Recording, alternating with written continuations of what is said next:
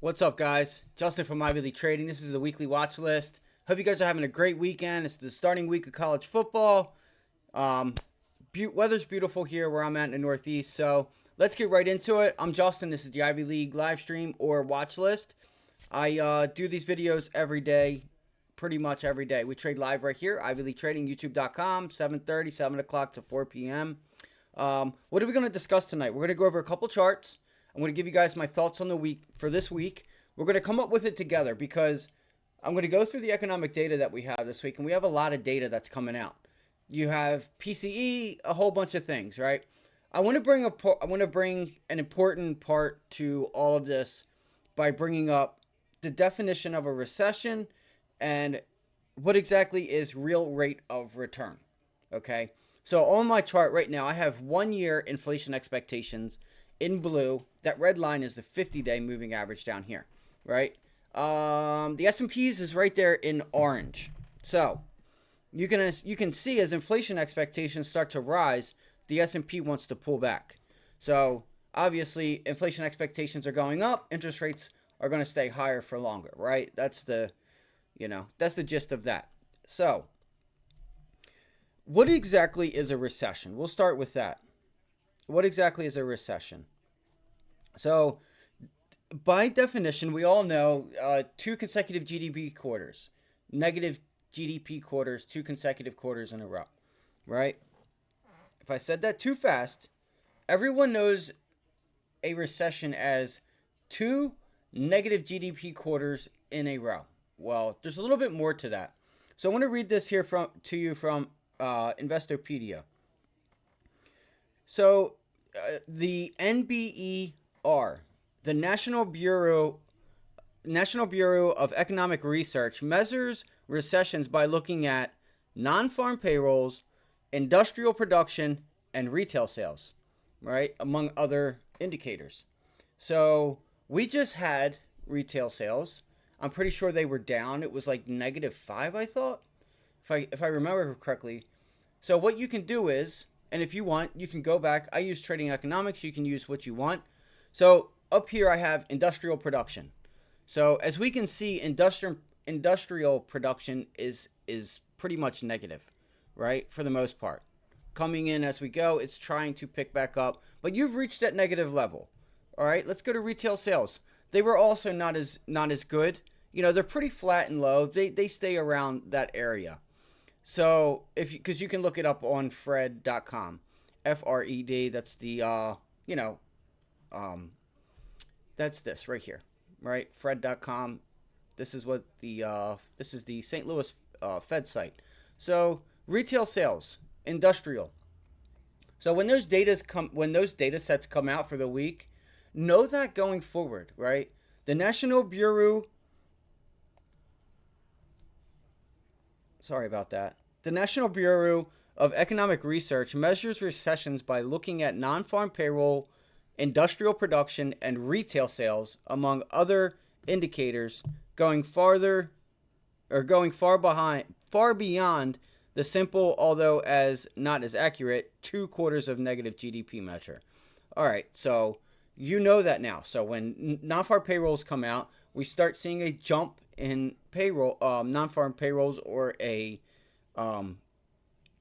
drawback in it, or you start seeing initial unemployment claims start jumping up, right?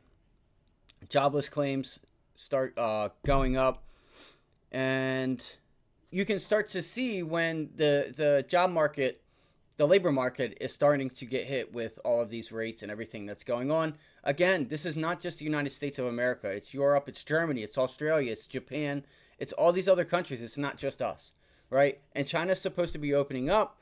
They're not doing too well. And it's also not going to help them with everyone else doing the opposite of what they want to do. So we know that going forward, and we're already starting to see that type of data. So this is more of a long-term, right, trend on what we should expect going forward, right? They say recession's earnings. They say, why are you going to pay a premium for recession earnings, this and that? Okay, so my thing is, right, this is how I look at it. Here's your CPI, monthly percentage change in consumer price index. All right. And I think this is actually adjusted. This data right here is adjusted. So my whole thing that I do with the markets, right? I've come to realize since I've been doing this, I've noticed more times than not. You can't ask the market to price something in that it doesn't know. It doesn't know how bad of a recession or recession earnings that we may or may not have. Who's to say we even have it? Just because we think we're going to have it, we don't know to what degree. We don't know when, right? So timing and how bad is it or how bad is it not, right? Those are things you need to, start thinking about, right? I wanted to bring you guys a fun fact too. If you guys don't know real rate of return, maybe you guys can start doing this for yourselves. You're saying I made this much, I made that much, or I lost this much, or I lost that much. Well, what is real rate of return? This is jumping outside of what I was getting into, but I'm going to jump right back to it, guys. So, real rate of return is the annual percentage of profit earned on an investment adjusted for inflation. Therefore, the real rate of return accurately indicates the actual purchasing power of any given amount of money over time. So what does that mean in a nutshell? Well, that means if CPI is at 8% and you just made 10%, you've sold a stock or you've done something to gain a 10% profit, you have gained a real rate of return of 2% because you're discounting the 8% of inflation, right? So that is when you hear real rate of return, that's what you need to think about, right? When you can start adding in CPI to whatever it is. Let's say if you're up on the year 40, 50%, 10, 20%, 5%, or if you're not up on the year, are you negative? Have you lost 20% and now you got to add on another 4 or 5 because of inflation? So you're really down 24%. So I don't think a lot of people think about those things. And I wanted to bring real rate of return up to you guys because I think it's something that you guys can start using going forward. So let's jump into this whole credit situation, this bear market that we just went through last week. So we know August and September monthly or, seasonally are always usually weak. Okay, so we should expect a little bit of downturn, maybe a little less liquidity. But this year, we're having so much data. The liquidity's there. It's not like a lack of liquidity or just a pullback. It's like we're trying to figure out the market's trying to price in. What is it that we should be looking for going forward? So what did we have last week? Let's touch on that real quick. So we had Foot Locker, Dollar Tree, you had Starbucks, you had a lot of other retailers, Dick's, Foot Locker, okay? You had them come in and pretty much not do too well on earnings. Some of them did. But it's not about that, right? So retail, obviously, because I just gave you what the meaning of a recession, how the National Bureau of Economics dictates a recession, they use retail sales and industrial production. So we're starting to see retail starting to draw back, right? You're seeing a drawback in retail, and these companies aren't performing too well, right? So the market can price that in. So something happened. The market was able to take that, price it in, right? This is what I mean by, especially for the longer term, like with the S&Ps, we're going to have a market crash, this and that. Well, to what degree? The market doesn't know what to price in. Institutional investors don't know where is the good deal? Where should they buy? Because it hasn't happened yet. They haven't been able to figure out what it is that we're going to have or not even have. Who's to say we have anything, right? What if we just have a slight pullback and we just sit around in this range and they end up pulling off a soft landing? But I'm going to tell you right now, just like Tony Dwyer said on Risk Reversal this past week, he said the longer that the Fed continues to do this rate hike higher for longer thing, the more they are at risk for a downturn in, the longer they wait, the worse it could get, pretty much. And I agree with him. Do we need it? And he agrees, I'm pretty sure, that we could use it. We do need it. Okay, there's a lot of people that go look at the data for homes. Okay, so economic calendar this week. We have a lot of stuff coming up this week. I wanted to do a quick intro on that so you guys can start learning some of the things that go on the institutional side and how they add in real rate of return, some of the data points that are important for a recession, because if we're going to be coming into it, you need to know what to look for. Retail sales, industrial production, and whatever the other one was. I can always give that up to you. I'll leave it in the comment section. This week we have another big week, guys. You have, and again, this is not just us. This is the entire world. These rates are going to start impacting data that comes in. Jolt job openings on Tuesday. Consumer confidence for Germany on Tuesday. Let's scroll down the list. And I'm going to touch back in on why I thought we bounced Friday. Okay, why I thought we bounced Friday. Germany, inflation rate year over year. Okay, we have some oil and natural gas data. NBS manufacturing PMI for China. Inflation rate for France. You have some Fed for ECB, European Central Bank members speaking. Inflation rate for Europe, unemployment rate. Let's see here. You have inflation rate for Italy. So there's a lot of inflation data coming out this week, as you can already see. And that's what the Fed's trying to fight. So this is going to be a really important week, I think so, because this is nothing but inflation data, even for us, right? Even for us. Thursday, look what we have. We have, and this is Ireland, GDP growth, right? This is all data that's coming in for inflation and how are things around the world. And here, core PCE, personal income, personal spending, PCE price index, right? Initial jobless claims. Fed Collins is obviously coming on at 9 because there's a ton of data that's coming in, so they're obviously going to want to speak, right? Manufacturing PMI again for China, Canada GDP, non-farm payrolls. That was the third for the recession. Non-farm payrolls, right? Unemployment rate, right? ISM manufacturing. So huge week this week, guys. If you don't know, we do trade live here on YouTube, 7:30 to 4 Monday through Friday, right here, Ivy League Trading, youtube.com. We also do live streams or videos at night to go over the day, the week, and we plan. We go through charts, we go through the news, and we come up together with a plan. So if you'd like to join us, you can join us below. Hit the like button, subscribe.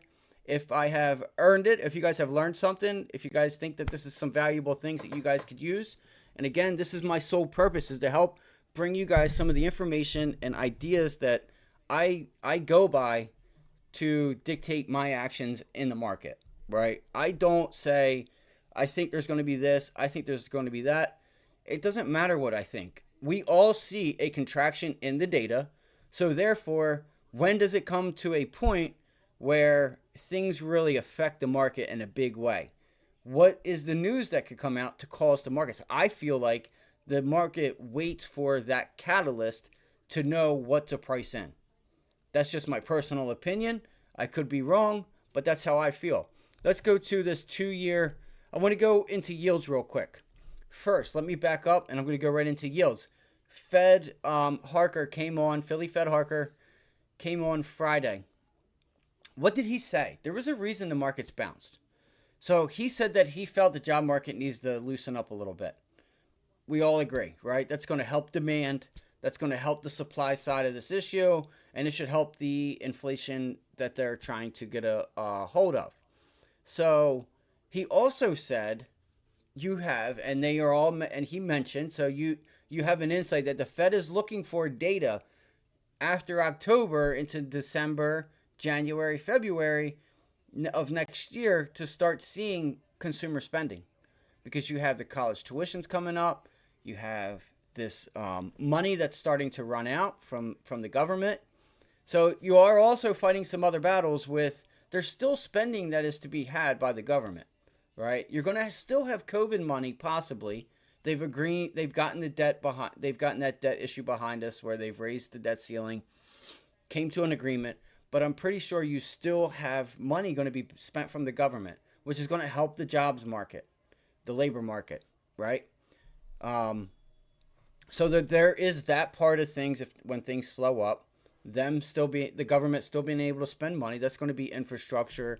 That's going to be, a lot of different things, right? From museums to bridges to you name it, right? Parks, recreational things, industrial type of thing, wherever they like to spend it. Whether it's communication, right? For internet, high speed internet, affordable internet, things of that nature. So those are some of the headwinds that we have. We do have headwinds with China's got debt issues. It feels like we have a contraction in this data. We're starting to see a slowdown. Okay. But Fred Harkin also said, key point, he said they may think about, he's not saying that they are, but he hinted at possible cuts January, February, possibly Q1, Q2, right? Depending on how the data goes, right? They know higher for longer. It'll get to a point where they may have to draw themselves back real quick and start cutting rates even quicker, and that could put you in that predicament. So I feel like they've done enough. I feel like we're on the verge where we're going to give it time. College tuition's around the corner. They got to pay that back. You're going to have the whole year and a half, almost 2 years of this energy prices being where they are. All that's going to have a toll on everyone, and then we go into the time factor. Before I get into this, where I want you guys to see where I'm going to get into the yields and I'm going to go into the charts with it, I want to show you guys Atlanta Fed raised GDP. That is not surprising. Everyone is surprised. It's actually not surprising at all. Here is this, right? I bring this up a lot. This shows you, in a nutshell, interest rate hike cycles and GDP. So 2 years prior, 4.8. During rate hike cycles, an average of 5.1. 2 years afterwards, 1.8. Now, why is this important? This shows you a couple different things here. This shows you 2 years after the rate hike cycle, GDP falling to 1.8. And what would that cause the Fed and the government to start doing? Well, quantitative easing. We're going to get out of quantitative tightening, jump back into quantitative easing, which would bring us to 2 years prior, which the GDP should ramp up a couple years, right? You start getting that quantitative easing, GDP starts picking up, lending starts to happen. You have refinancing for homes, you have home buyings. The cycle has its way of working. Vehicles, right? So you have that. You give it a little bit of time, then they start going back into the stage of rate hike cycles, right? Not necessarily quantitative tightening, but they start raising rates and, depending on how they go about the quantitative easing and how bad it isn't, right? During the cycle, you have that quantitative easing still flowing through the system. There's still a ton of money. The velocity of money is still flowing. It's still at a higher rate, and it takes time for it to cool off and flush out, right? So this is 2 years prior, during, 2 years after. Take a picture if you'd like. It's an important piece of data because if you see this, not any time in here are you at like 1 point, 2 point, 3 point, 3.5 GDP. You have it down here at 2.4. Okay, it was relatively low that whole time. But for the most part, quantitative easing, you have that time effect. This is what it's showing you is the lag effect, right? It's showing you the lag effect. So let's go into the next data because this is where you see blue chip consensus. If you don't know what blue chip consensus is, with Atlanta Fed GDP up top, blue chip consensus is some of the best companies that United States has, right? And they ask them where they think things are going to be, how they think they're going to be doing, versus the Atlanta Fed's GDP estimates. Now, all this stuff is done on backwards-looking data, so it's not from the future, so it's not going to be correct. It's just a calculation that they have and they put out there. So there's a clear difference between the two here, right? You could say JP Morgan, Apple,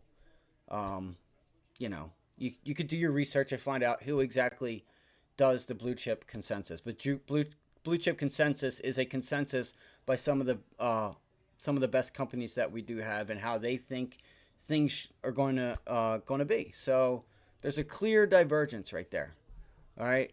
So I got through the Fed Harkin, how he started to hint at the labor market softening, that he wants the labor market to start softening, right? So if things continue to go that the way that they're going, we should see them start to possibly cut next year, Q1 into Q2, right?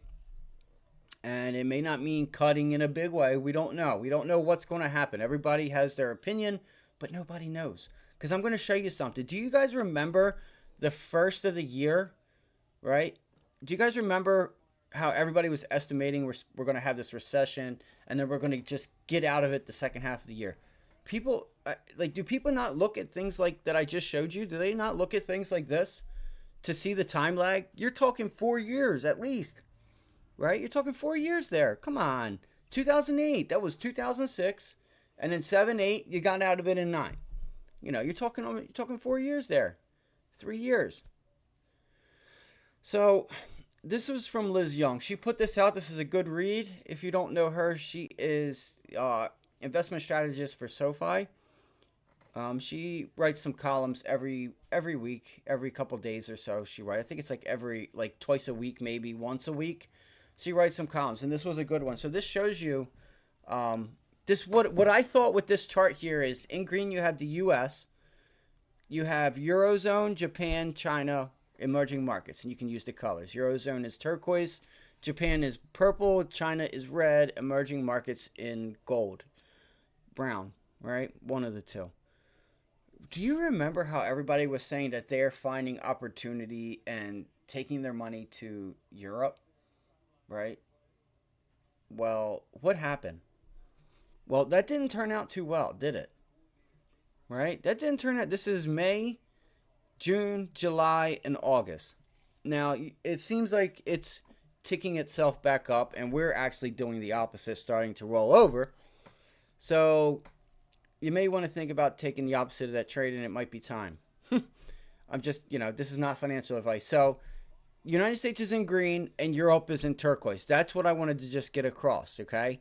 Because there was a lot of people that were coming out saying they're going to take their money over to Europe. They're seeing opportunity and things over there with, with valuations and this, that, and the third. Well, maybe they're coming back break even. I don't know. That didn't work out too well according to this chart. So again, if you want to read that, Global Cross Currents, it's a really nice read. I would suggest that. All right, so we're going to get into the bread and butter here. Let me look at my chart, and I'm going to try and get through this real quick. I also want to bring up GM and Ford. All right, I want to bring up GM and Ford because you're getting ready to get some union talks. So you could get some volatility in the auto space. All right, you could get some volatility there that I would start looking at and paying attention to because you're going to get news that's going to come across with them. Right, and that's going to be coming up. I think it was in like September they had to get it done. I'm pretty sure. Don't quote me. I'd have to look that up. Inflation expectation, I already have that up. So if you don't know, this 2.59 here is real rates. This is the spread between real rates and sorry, I'm looking on here. This is the spread between nominal and real rates. I just wanted to make sure I didn't forget because I know there was something else I wanted to show you guys. Oh, that's right. So this is the spread between real rates and nominal rates right here at 2.5. So it's rising. That spread is rising, all right, from expectations to not real rates. So let's see here.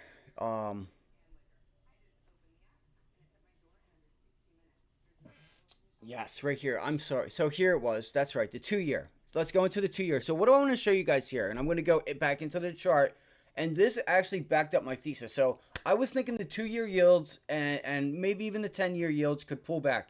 I did a little bit of research, and I think maybe even if the 10-year yield still consolidates, this is going to sound crazy, but I wouldn't be surprised if we got up to about the high 5s, low 6% on the 10-year. Do we do it? I don't know. Again, I'm just going to give you one reason why I thought that. So my bias is like, I'm not heavily weighted. Yeah, we're going to see 6% on the 10-year, so don't get it twisted. All right. So here is your put to call ratio on the 2-year yields, guys.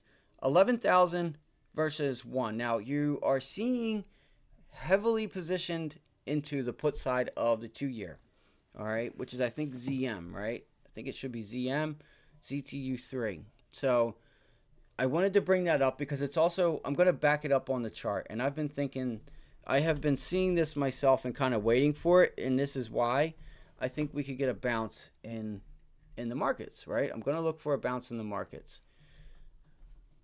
Oh, okay, it's on 3-month because of that last chart. So let's go to the daily chart. All right. So we've broken out, right? As you guys can see, we've broken out. We're kind of double topping there. So if you don't know anything about the yield curve, the Fed pretty much controls the front end of the curve. And we were coming out of a yield curve inversion, right? Where the short end, the 2-year, 3-month, 1 year, I'm just using the 2-year here, versus like a 15-year, 10-year, 5-year, 20-year, 30-year, right, was lower. The interest on that payment. So if you were to buy a bond in 2 years, you would actually get paid more than buying a longer term 15, 20, 30-year bond. And you're like, wait, that doesn't make no sense. Well, it doesn't, because it's risk, right? It is giving you a risk valuation that things could happen, right? That debt may not get paid. Some reason you might not get paid, right? That's just the nut and shell of it, I guess. I don't know. I'm nervous. I'm in front of the camera. Anyway, yield curve, 2-year, longer or shorter end of the yield curve has been high. You've had the longer term of the bond down. So banks borrow on short-term yields, short-term rates, and they lend on long-term rates, right? So this means the bank is paying a decent amount to lend you a mortgage, right? Anything that you want to go to a bank for to get lent. So what we've had though is the yield curve, just the short end get lifted and the long end just came up as well. So we're starting to just get the whole yield curve lifted up, right? Across the board. Now, let me go into the 2-year. I've been saying for a while now that I think that we're a bit oversold, right? We're continuing to sit up here, and as you can see below us in this purple line here, this is your RSI, Relative Strength Index. And you've actually got negative divergence, which is it is continuing to stay high, but your RSI is pulling back. The RSI is not making new highs or even getting to the highs, as you can see here back in October, right? So that's nearly, what is that there? I'm sorry, I got to look on the other side of the monitor. 24.46, and right now we're tied up with it. We closed just above it, and the RSI is back down to 64. 64 versus 87. I'm sorry, I knew something wasn't right there. I was getting these lines confused. So 87, right? 86.84 roughly back in October, and then we have this now at 63. So it's rising, but the RSI is pulling back. That also means, right, that we could get that pullback, and when we do, right, or you just continue to you could have one of two things happen. We sit here and consolidate, the RSI continues to get lowered to where it finds strength to break out. Don't know how far or where it goes to, right? Or we get a sell-off. Now you have a lot of put buying. I just showed you that here at the CME, right? Put total 11,879 versus a call total of 1,714. We don't know the reasoning behind those positions. Those could be hedges. Some of those could be because they think the same thing I'm thinking, right? But again, it's about timing. So when you see data like that, don't just get hung up on it because you don't know the reason behind it. Okay? So we have that. Let's go to the US 10-year. Same thing, guys. They've just ran. They've ran, and they just need some time to cool off. So I want to show you guys something here on the 10-year that I was talking about, where it would not surprise me if we seen low 6%, right? High fives. So let's draw a Fibonacci retracement from the highs, okay? Now this is going to be back from the 80s Paul Volcker days, right? When Paul Volcker sent this thing on there we go. Sorry. All right, so let me throw a Fibonacci retracement up here. And it's actually where we close, because let me reset this. I'm actually going to go to a monthly chart. That's what I got to do, guys. I'm sorry. All right. There we go. There we go. All right. So we have the Fibonacci. Now, I'm going to go right here to, it goes just a bit above it. It goes to 15.7 because that's where it closed at, and then it opened up higher, but then it sold right off. So I'm going to start with the highest close that I see on the monthly chart. And that's going to be right here with this green candle.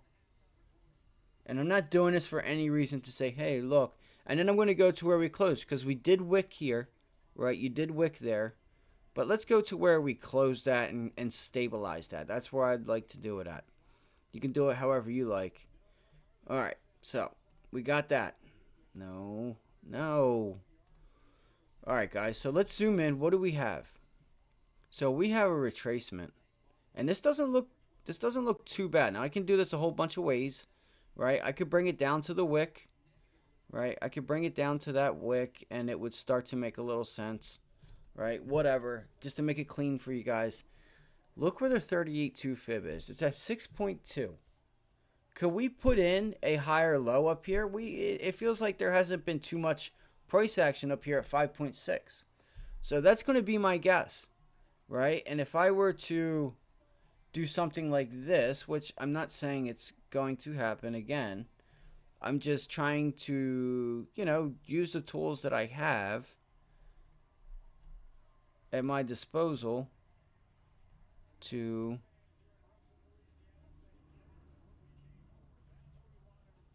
and I mean, we know since it's already there, right? We know since it's there that it's going to go to probably to it. And we put where it's been closing up here where it closed.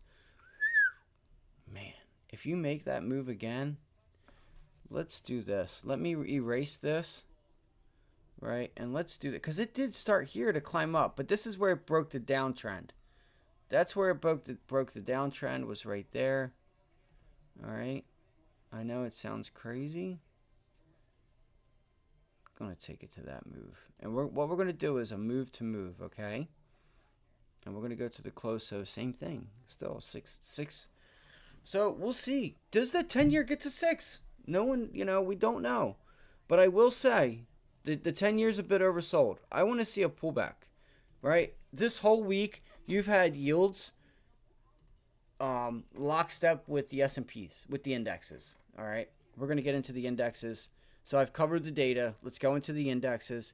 So yields have been lockstep with the indexes. All right, so this upcoming week, I'm going to be watching the 10-year. I'm going to be watching the 20-year. I'm going to watch the 30-year. All right, what are some other ideas that we have with those, right? TLT, I tell you guys, every time, if we do ever get that big pullback, look at TLT. That's a play there. If you don't know, go back. I said Monday and Tuesday. TLT, is it time to buy TLT? Right? I have a lot going on with this, trying to do these streams and do research and all that. But no excuses, right? Sometimes when you see something, you just put the position on and you manage it, right? You manage your risk. That's what this whole game is about. You have a probability of something happen. Is that probability greater than whatever else it is that could happen, right? Do you see something that makes you think that it could do this or it could do that? You put on the risk. Where is it that you would know that you are wrong and that or your timing is off, so therefore you're still wrong, right? And you just cut the position. The thing is you can control how much you lose, and that's what you need to be worried about, is how much you lose, and not worried about how much you can make. If you're right, you just manage it, right? You have your areas, you just take your profits. You don't know when it's going to end. You don't know when news is going to come across the wire, when something could happen. And then it reverses on you just like that, and you're like, oh no, what happened? You didn't manage risk. That's what happened. So that's our number one goal here, is to manage risk first, and then we worry about, catching that upside or downside second, right? Being long or short. We worry about that last. We manage our risk, we do our research, then we put the position on to manage risk if it is if we see value in it, whether it's to the upside or downside. So here I have TLT. This is a 15-minute chart. We do have some nice support here at 94, but what I want to more so focus on, all right, especially these longer term trends because of what we're coming into, is trying to figure out with the data that we have, the day that the data comes out, what can I expect for this week, right? I still have to do some work, and we're going to have a live stream Sunday night, right? And I'll give you guys all kinds of trade ideas. I'll have all the levels out and ready for you. All you have to do is hit the like button, subscribe, hit that notification if you haven't already done so. Comment down below because I will come back and I do read these. And if you have any question, I've been doing this for 10 years. We have called this market to a T. I think we get a pullback in energy. I still have more work to do on that, right? I'm saying it now. I think we could get a little pullback on energy after this. I think we get another bounce back, and then eventually we start, not longer term, but I think after this bounce back we could pull it back a little bit. But TLT, right? I said it Sunday night, I said it Monday morning, and I said it Monday day, and look what you got Tuesday and Wednesday, right? I said it here, bang, bang, right? I said it here this Sunday night, Monday night, boom, boom, boom, boom, boom. Let me say it. Sorry, no. But TLT on watch. Let's pull up the daily chart real quick. All right, some of these things we're going to get into the indexes. We're going to cover. I want to cover these yields real quick because these are trades, right? You see that the S&P is lockstep with the 10-year, right? Lockstep with the rates. Oh, also, let me not forget. What does that do? If yields are doing that, what else is going to happen? The dollar. All right, you got to watch the dollar. So if you don't know, we've had this pulled up for weeks now. We started to break out of the range, right? This was an area we were looking for. We actually timed it pretty damn perfect. Not that we meant, not that we were worried about timing it like we have positions on it, but we're able to identify things and try to identify when data comes out and try to time it. Everything about the market is price and time, nothing more.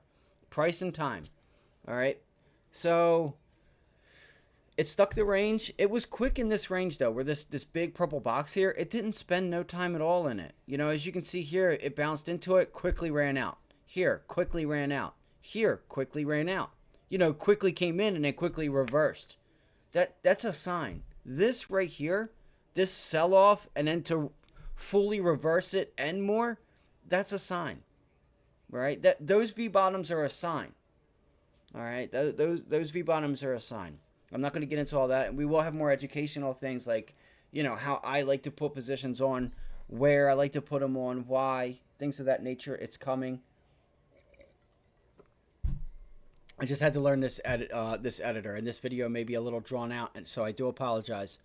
The dollar, watch the dollar. You have to watch the euro. I don't know why.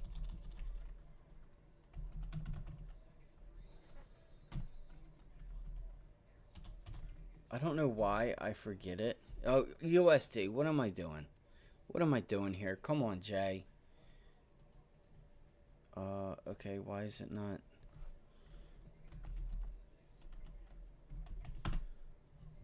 There we go. So, looks like the euro is about to sell off even more. Honestly, I don't like that. I hope it pulls back in a little bit. So the RSI, they are stepping in and buying here. Volume is one of your best friends that you guys can use, right? A lot of people come up with charts. Oh, institutions doing this, retail's doing that. Here's a chart from blah, blah, blah, blah, blah. Just look at the volume, right? Just look at the volume, guys. You got a big sells in those areas, then you should look out for selling in those areas, right? And you don't have to like be shown a chart to say, yeah, that's probably institutional selling, right? So those are the things I like to get across to you guys. So watch the euro. That's going to in turn do what the dollar does, which will in turn, well, rates are really doing what's rates are moving the dollar and the indexes. Personally, that's how I feel. But putting in lower highs is putting in lower highs. I'm just curious, how much further down does this go? Right? People are they're piling into the dollar right now. I think we get a bounce, which would help pull the dollar back down a little bit. That'll help equities. This is why I think coming into the week we get a bounce, right? We get a bounce, early in the week, start to fade it out at the end of the week, or we hold it. We're stuck in between two. Because here's the thing that I feel like. I feel like we're stuck between a rock and a hard place, just like Liz said, right? Because it's not like anyone is going to consider a risk on. There's what is the catalyst? That's what I wanted to do with this video. I didn't do it. What's the catalyst, guys? What's the catalyst to go up? What's the catalyst to go down? Write it down in your notes. See which one piles up faster. And I'm talking about right now. Okay, we have higher, yields are higher, but are they're at prices that are sustainable, right? They're at prices that it's not like the 10 years at 6 and the 2 years at 12, right? It may seem high. It is high because we haven't had it in a while. But again, right now we don't have any other risk other than continuing yields going higher. We don't know if they're going to go higher. We haven't seen that yet. So far we've seen the top in yields until the top is broken, right? Do we think they could go higher? Yes, I do. I think the 10-year could go a little bit higher. I just showed you that. But until that happens, that could probably it doesn't have to happen. It could happen in October, or they could pull back and they don't go higher until January, right? Because you've seen the 2-year put in the high in October, sell off, and then you come into March and February, March, and then it's back up to high. So you know what I mean? Tony Dwyer also said a funny thing too, right? The 2-year has never put in the high before the low in the S&Ps, right? The low in the S&Ps was in October, but the high in the 2-year was in February.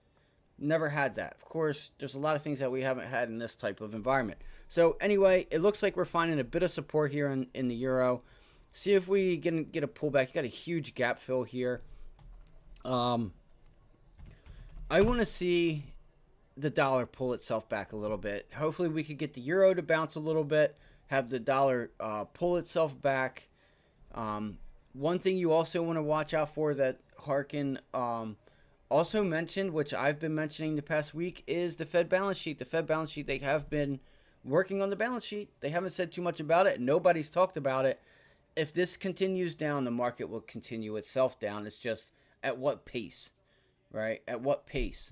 And if you notice, I did a video a while back about, where was it where the S&Ps really started to sell off at what point in the 10-year and at what point in the 20-year.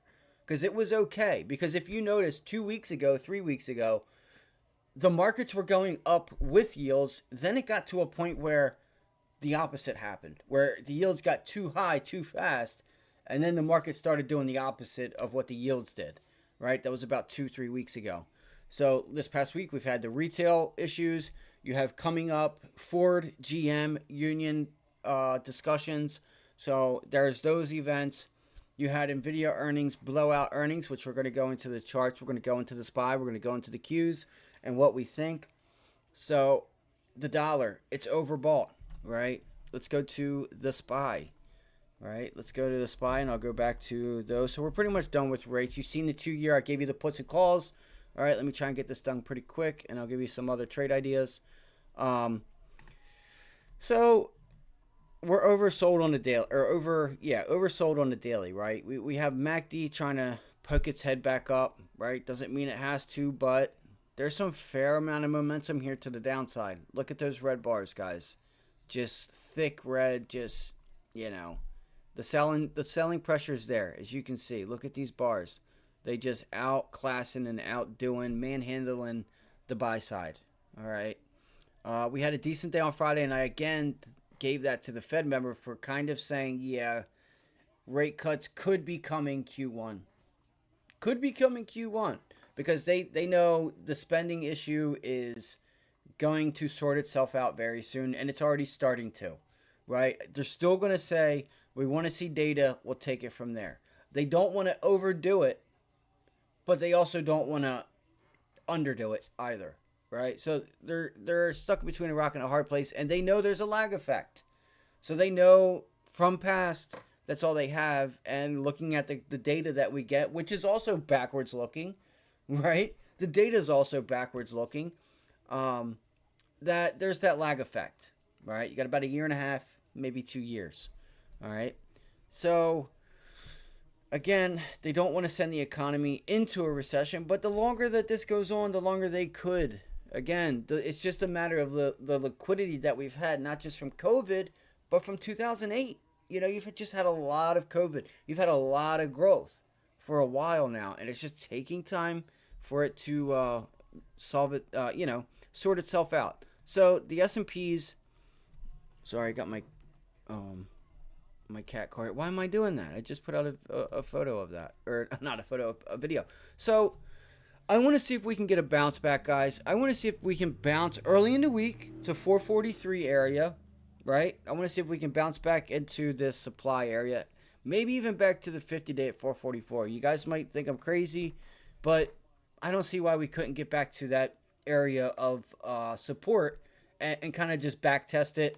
Sellers jump back in, because I don't see anybody putting on new longs, but I also could see short profit taking on the short side. I could just see a possible bounce, just a technical bounce, right? We get back up to that again, the 443 area, maybe a little bit higher, right? And then we pull ourselves back, but we're busy with data, world data. We have data.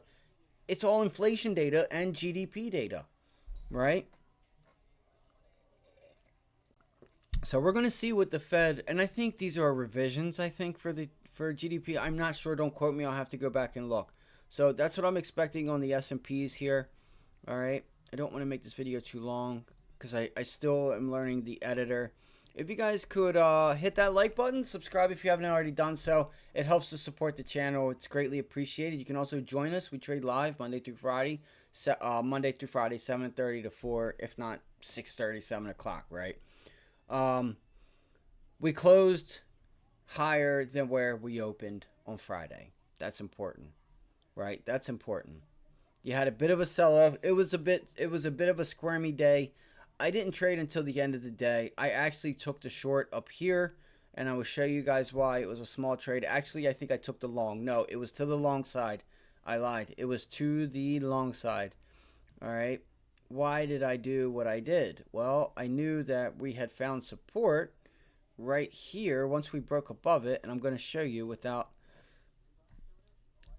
that right there, right here, this level that we broke above at 438 or 439. Yeah, 439. You had your pivot low, resistance, resistance, broke above, resistance, resistance, support, support, support, resistance, resistance. Once we got up through it, that was it. That was an easy trade for me, right? It was actually a daily. I got on really cheap. My target was 339. No, I'm sorry, 440 was my target. 440, because I thought I got in at 338, right? And I'm pretty sure 338 was, yeah, the high 338s was actually where I entered, guys, because I seen the previous pivots, like, because the point of my trade was like, we are not reversing all the way back up to where we opened for nothing. From what Powell was saying, the Philly Fed, because that's really when we started to reverse things. I feel like, and it was just, we're going to be in this range still, right? Again, we don't have a reason to go up, and we don't have a reason to technically go down. People could say this and that, but at the end of the day, the earnings were not bad. I think it was close to 80% of the S&P beat earnings. You got some companies raising guidance, right? You still have some companies that aren't doing well, but more companies than not did well. And I had the charts for it. I deleted it, I'm pretty sure, but it was the amount of, it was the percentage of S&P and what sectors beat. I think it was more, the problem was more on the real estate side for home builders and stuff. So that's the S&Ps. Let's go to the Qs real quick. And I'm same thing, guys. We're a bit oversold, right? That's the story. Last week, if you did not notice, the Dow was the leader to the downside. Take notice if we get a bit of rotation and what happens. So in the morning, I look up the VIX, the dollar, and the interest rates. But more importantly, I look at the SPY, the Qs, the Dow, ARC, and IWM. Why do I do that? Because I want to know. And you start. We'll start if you do that in the morning throughout the day, right, and kind of just cover your grounds throughout the day, going into the next day, throughout the week is what I mean. You're going to start seeing what is leading, what is lagging, right? It's going to give you an idea of what's being bought, what's being sold, over, heavier, more so than the other, right? Uh, your Boeings, like your Dow stocks, your Dow names were selling off more than your high tech names, than your tech and S&P names. Okay, the Qs we're oversold, guys. I feel like maybe you get a pullback and we get a bounce. I'd like to see a pullback early in the week, 360.59 area, right? Mid 360s, high 360s. We pull it back, right? Heck, maybe even like 362. Pull it back to Friday's close area. See if we get a little bit of a bounce there, or if it draws it back even further. A mixed day on Monday. You have a lot going on the rest of the week. We'll see how positioning starts, going into the data. The real big data for us isn't towards the end of the week, till Thursday, Friday. But we'll go on as the week goes on. We will get more into it. I want to see, if we can pull it back and start to just climb a bit higher. And depending on what the data does, do we get selling before the data, right? Is there risk? Is there risk off going into PCE in case it comes in higher, right? Things like that. That's what I'm going to be watching for. All right. The Dow, as you guys can see, it's already at its 100-day. Okay. Compared to the S&Ps and the Qs. So this blue line is your 100-day. Turquoise is 200. Red is 50. Your short-term moving average is starting to top out. The 100-day is looking like it's also wanting to do the same, and the 200-day as well is like kind of like flattening itself out. So it's at its 100-day. You wicked there. You had a nice, they came in and bought, is what I mean by the wick. And the S&Ps, as you say, everybody sees this possible head and shoulders here. Decent buy side volume, right, on Friday. But as you can see here, it's not, there's still a decent gap, right? There's still a decent gap between the 100-day and where price action's at right now, right? So there still might be some meat on the bones if they continue to follow in the same direction. We'll see. Then I would expect the Dow to just sit there and consolidate or break that 100-day to send the SPY and the Qs back down to that 100-day. But I think it's going to take a catalyst, right? I think we have our range.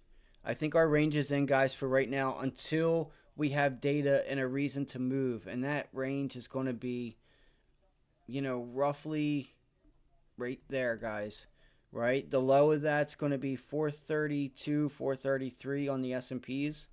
And the high is going to be 445. So 433, low 433s, call it 430 to 445. That's a $15 range right there. We'll see what happens, right? I think we can get back down to the 420s, and I'll show you why. Because that is you have your gaps here at 430 or 429. Let me scroll it back for you. So there's a lot of things that you may or may not know. So check this out. So your 100-day, where's it at? It's right here also at that prior double top. Look at this double top right here. Right? You have a double top right there. Bang. Bang. Of course it would do that. This mouse is tricky, so I apologize. So there's our double top right here. Boop, boop, right there. There's our double top. I want to see if we can grab some type of support down there at 430. What else is there, right? This is what I do. When I trade, I look for multiple indicators. I have a previous double top resistance. Double top resistance. We have not made it support yet. I like to think of things, right? If you see this little wick right here, that one candle, is that enough to hold all that price action up? Like, I feel like it's just, it's going to just topple itself over, which it's doing. Um, but I also want to line up the indicators, right? Look there, right? What do we have there? We have the 100-day moving average in blue. You have a previous double top. So let's see if we can pull it back down to 430 and get ourselves a bounce. Ultimately, I want to see, though, I'm going to show you guys something. Come on, remove it. Remove oval. Remove oval. All right, so I could pull up the weekly chart for this one. Let me just do it like this for you guys. You guys are going to like this one, okay? So what happened? We had COVID, right? We had quantitative easing. We had a ton of liquidity. So I'm going to run a Fibonacci retracement from there because I know we're trying to get out of there. So from that move is going to cause the next move, which should then cause the next move, right? 3 stages. We're in the second stage. So here is the low, the COVID low. And it looks like the COVID high roughly. Doesn't that line up a little too well, right? 418, call it 420. That is a support area that we have not made support yet. I am looking for a pullback to the 420, and I'm going to show you also why. There's more to this, right? There's more to it. So that's our Fibonacci retracement from the COVID low, and we literally took back 50% of that COVID run, right? That's a fair amount in my book, I'd say, to a T, right? To a T. And then we walked it up. You went to the 38.2, pulled back, held support, pulled it up, hit the 23 fib, pulled it back right to the 23 fib. Or 38.2 fib, right? You bounced right up to the 23 fib, which is right here, this red line. Pulled it right back to where? Right there. And you put it right back to the 38.2. I mean, you literally, look at that wick. Right to it, guys.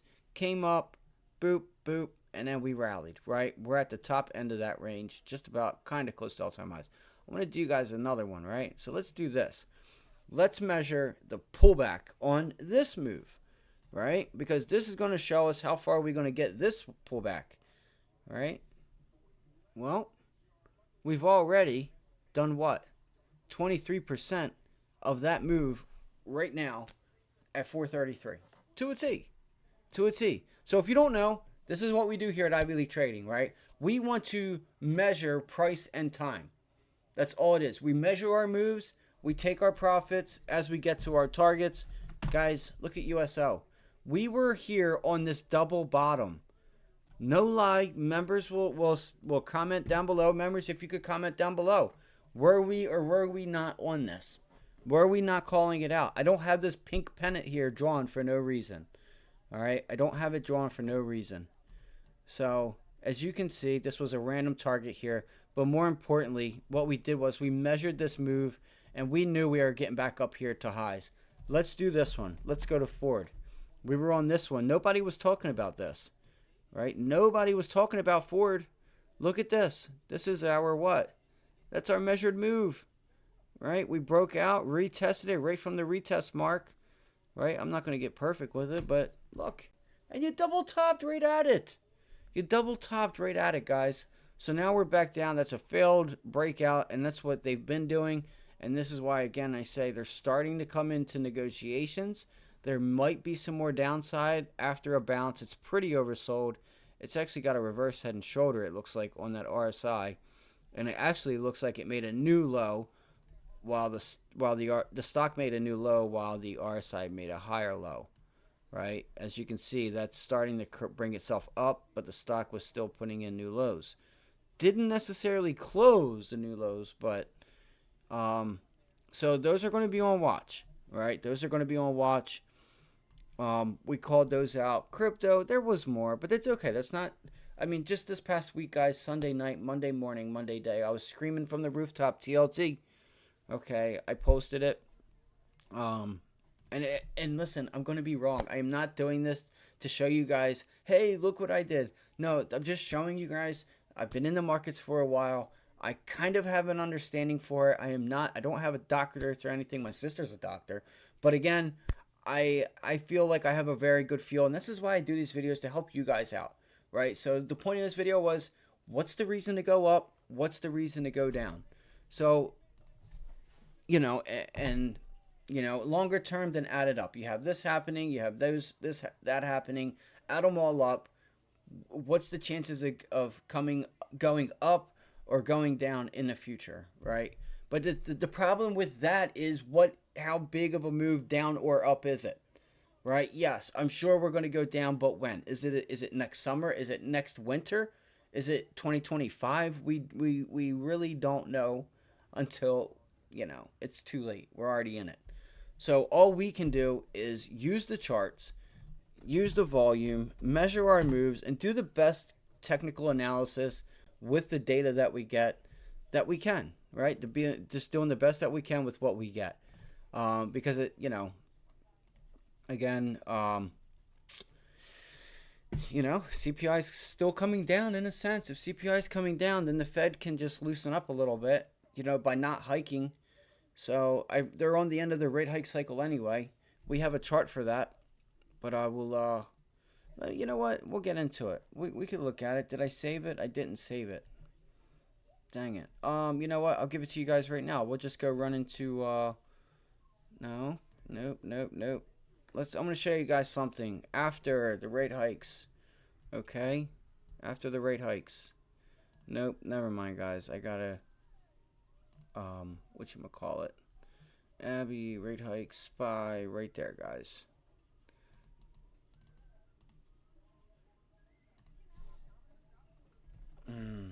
I'll just put SPY rates. Alright, let's exit out of this. Let's go down to here because I'm going to show you guys something. SPY rates. There we go. So, this is the S&P 500. S&P 500 after last Fed hike. Okay. So, in green was December 18th or December of 2018, right? This was the S&P 500 after the last Fed hike. Okay. I want to say you've had 4, maybe 5 times. This one's more flat than anything else. This yellow one was from 1976. I'm pretty sure where you had that just big U-turn and then back up. But you've had a decent amount after rate hikes. 1, 2, 3, 4, 5, 6, 7, 8 versus 1, 2, 3, 4. Right? So it's went up twice as much as it's went down. Right? There's been a positive return. And again, this is months after the hike. 1 month, 2 month, 3 month, 10 month, 12 month, like a year afterwards, right? So and this is after the last rate hike. And what's funny about this is if you go to the jobs, unemployment, go to fred.com where I showed you guys earlier, right here. If you type in unemployment and chart it and you put Fed funds rate and unemployment together, go see what you get. You literally get 1 year from the last Fed rate hike. 1 year is when the unemployment starts ticking up, just about to a T, every single time. From the last rate hike, it was 12 months. Afterwards is when you really saw that jump. A little bit before, a little bit afterwards, but really 12 months, right? When you get that spike, when you get that real spike, So that's the weekly watch list. I'm going to be watching, obviously the same. Nothing's changed, right? The 10s continue to go higher. The SPY will continue lower. What is the data? What is the reason for the move? That's what we want to know. Okay, we don't want to just say everything's bad right now, but things aren't bad because, okay, well, how bad is it then? Tell me, how bad is it? Is it apocalyptic bad, or is it just, it's not too bad, maybe a 5% drawdown? Well, we've just about done that already, so we can start going higher. Wouldn't you know, right? Wouldn't you know? So I think we need a little bit more time. I really am cautious though on where these rates go. The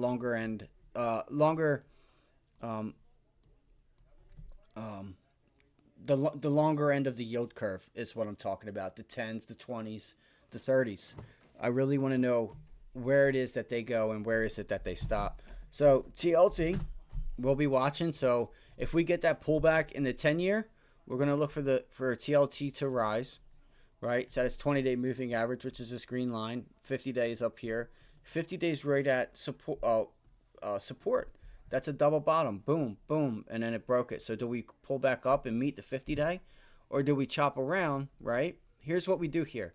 I would say I got one of two things. We get like just a crazy rip and a reason to sell off in the 10-year, and we just start making our way up here, and we kind of meet the 50-day in this area, right? This is one of them, right? We meet the 50-day right there, right? For some reason, the TLT rises fast enough to get it to meet the 50-day in this area just below the support, right around it, in an area, right? Or the gap fill. More important, let's just say the gap fill. Let's do that, you know?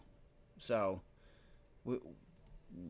or what's the second one, right? We rise quick, or the 50-day meets it right here. Sorry, I get confused now that I know how to use this even clearer. So the 50-day comes down, right? And then the stock meets it, and they meet right there, right? So the 50-day and the TLT, do they meet at this previous pivot high, or are they going to meet here at this gap fill? It's going to be one of the two. I might want to just, as much as I'd like to see it get up here and we get a pullback in yields, it's probably going to be there. It's probably going to be in that area where they meet each other, right? Because as TLT goes up, that 50-day is going to start pricing in some of this downside and the up move, right? That up move is still lower than where the 50-day is, so it's going to draw it down as it comes up, and then they'll meet, right? Then it'll bounce it. It'll probably hit it, make it resistance the first time. Usually they won't break the first time unless there's a catalyst, right? And if usually I'll go by, I have like a 4 rule where if you're at resistance and you hit it once, twice, 3 times, and it goes back up again, that 4th time, look for a 4th, a break out of that resistance area. So that's what I'm going to be watching. I'm going to be watching the 10 years, right in tune with the S&Ps. Then we'll be watching Tesla, Google, right? Amazon. Amazon's been a little on the sluggish side. It's been a little weaker than Google, because what you had was Google and Amazon, which were the laggards. Then you had Apple and Microsoft at all-time highs. Then you got the separation, right? You had the separation, and then now Amazon's back at that previous pivot high. Does it hold as support? What happens? All we can do is be technical analysis about this and say it's above all major moving averages. It's putting a double bottom in on the 50-day. It's a little bit, it's in the middle. The RSI is in the middle. There's a decent gap on the MACD. Do we get a bounce back on Amazon? I would say so. But how far, though, right? How far does that take us? Like I say, I think we get a bounce back in the markets early in the week. Don't know. I want to say we faded off at the end of the week, but we have data. What if PCE is good, right? What if it comes in lower than expected? The market's going to rally a little bit, right? The yields are going to pull back. The dollar is going to pull back, right? We'll see if we start making progress there. I want to thank you guys so much for joining us tonight. Sorry if it was a little long. I'm going to start getting these videos a lot better. I'm new at this, so I do apologize. But if you could, leave a comment, constructive criticism, anything about the markets that you would like to know. Maybe quiz me, ask me a question. Hopefully I can help you. That's the whole point of this. Hope you guys have a great rest of your weekend. If you could, hit that like button, subscribe, hit the notification bell, share this with somebody that you may know that wants to know some things about the markets. And again, we do day trade here. I do go over my trades. We go over different trade ideas and things like that. This is more of a market recap. So S&P's lockstep with the 10-year. We're just going to be watching the dollar yields, and we will watch the data as we get it through the end of the week. So you guys have a great rest of your weekend. I will see you Sunday night, 7:30, 7 o'clock-ish, Sunday night. We'll set the alarm. We'll set that. So thank you guys. Hit the like, share, subscribe. I appreciate it. Have a great rest of your weekend, guys.